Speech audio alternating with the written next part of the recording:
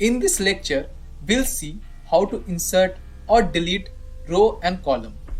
Here we have some data which we don't require. So we can delete these columns. So if we just click on this cell and press delete, then it will only delete data, but formatting will remain same. So instead I can delete this entire column. How we can do that? I can right click on this column and press on delete. You can see that entire column data has been deleted. Okay, and similarly I can do for all this column. I need to drag this selection, and I can right click on this, click on delete. That's all. Similarly, we can also do this for rows also.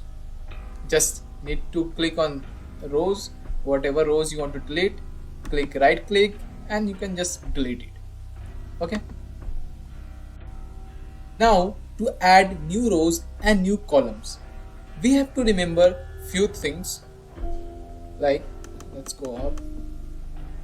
First, you have to go to the column name, right click on it, and you can see insert option is there. You just need to click insert and it will create one column. But if we need to insert new column between nationality and type of transmission, you need to remember that Excel adds new column to the left side of the column. For example, if we need to add column between H and I, okay, then I need to click on I column, right click and then click on insert.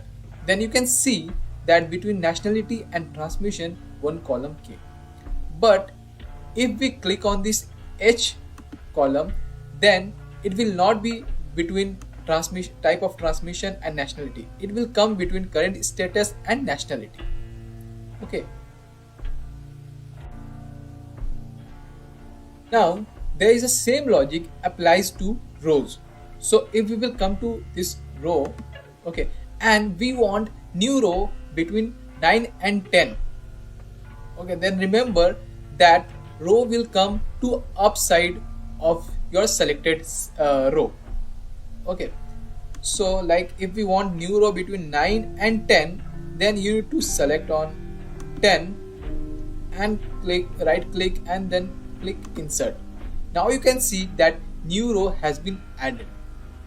So similarly for column, you need to click on your new column will come to left side of your column and row will come to upside of your row line.